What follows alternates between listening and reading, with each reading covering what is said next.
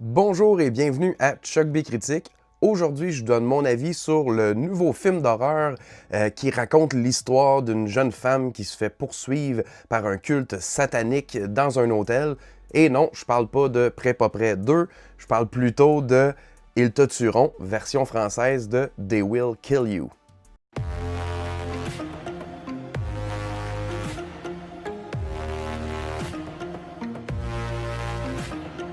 Scénarisé par Alex Lidvack ainsi que Kirill Sokolov, c'est aussi réalisé par cette dernière et ça met en vedette Zazie Beetz dans le rôle principal, Tom Felton, Heather Graham ainsi que Patricia Arquette.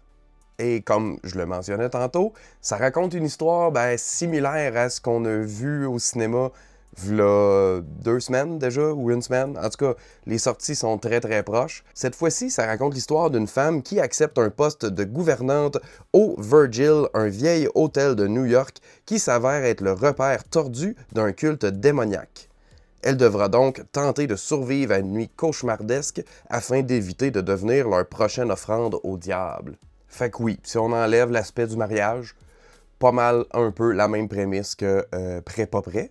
Et honnêtement, ce film-là me donne aussi l'impression d'être un mélange de plusieurs films. C'est comme si on avait pris les deux Ready or Not, un peu de Raid, puis on ajoute à ça l'éclat de Kill Bill, tu brasses ça, puis ça donne ce film-ci.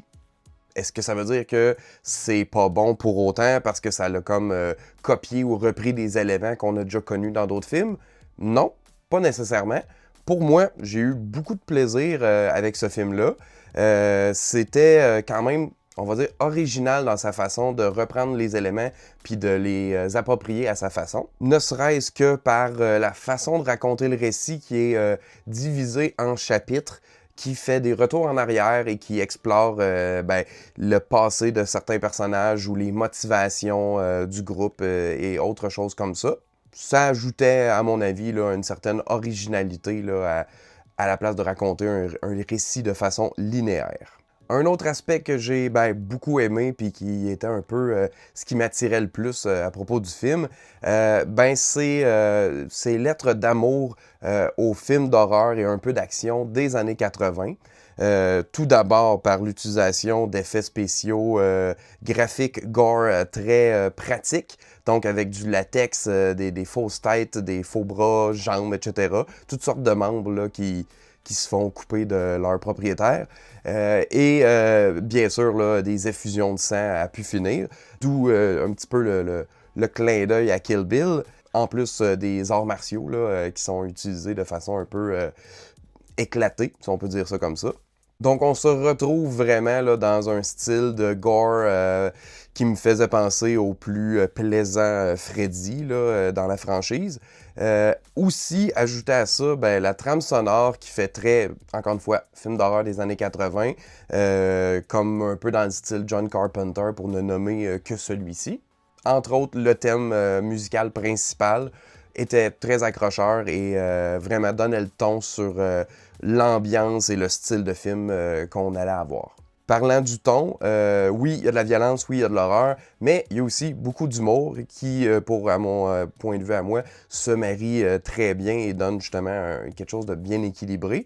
J'ai vraiment apprécié, c'est très surprenant à quel point il y avait des éléments que j'anticipais pas puis qui m'ont fait sourire. Et justement, le film a quand même quelques revirements, surprises que je ne dévoilerai absolument pas, mais qui vont un petit peu plus loin que ce que la prémisse nous semble nous présager.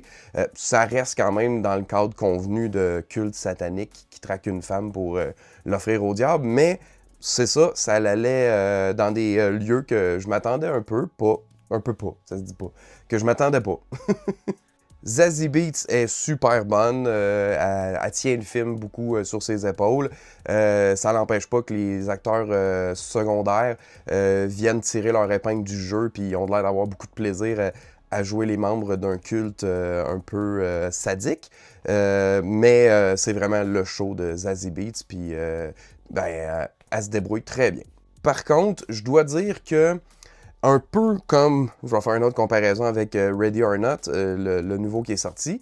Il y a un crescendo d'action et de violence qui ne culmine pas nécessairement de la façon dont on penserait. Donc, c'est un peu anticlimatique comme conclusion.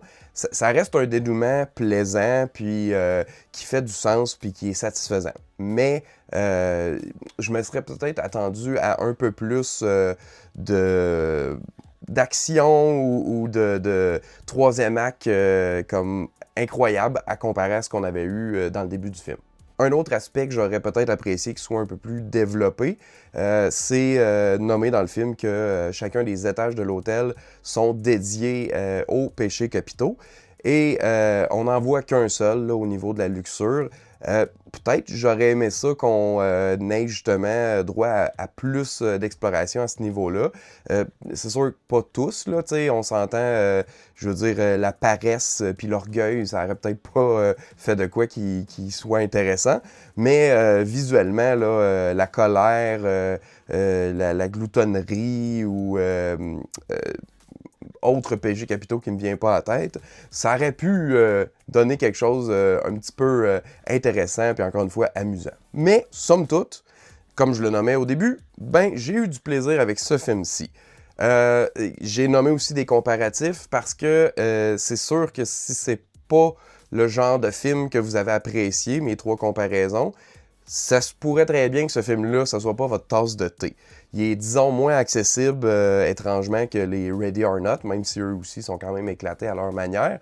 Mais lui, il va à 110%. Là. Fait que ma mère n'a pas été le voir avec moi au cinéma parce qu'elle avait le feeling que c'était moins son style. Puis finalement, ben, je pense qu'elle a eu raison parce que si elle a pas aimé ben, elle a pas trippé sur Ready or Not, ben celle-là, elle aurait vraiment pas aimé. Là. Ça, c'est sûr et certain. Fait que pour ceux qui aiment les films de genre vraiment, pour reprendre le terme que je prends plus tantôt, éclaté, vous allez vraiment y tirer votre compte. Mais pour les autres, passez votre tour. Fans de films d'horreur et qui aiment un peu les arts martiaux puis l'action, allez-y au cinéma. C'est vraiment pas un moment plate, au contraire. Vous allez être diverti pendant 1 heure et demie, puis ça va passer très vite. Pour les autres, je pense que juste en écoutant la bande-annonce, vous allez savoir si c'est ce qui vous intéresse ou pas. Parce que c'est ça. Si vous êtes un tant soit peu, je suis pas sûr, ben le film va encore plus loin que ce qu'on nous montre dans la bande-annonce. Et donc, pour moi, toutes ces raisons lui valent la note de 8 sur 10.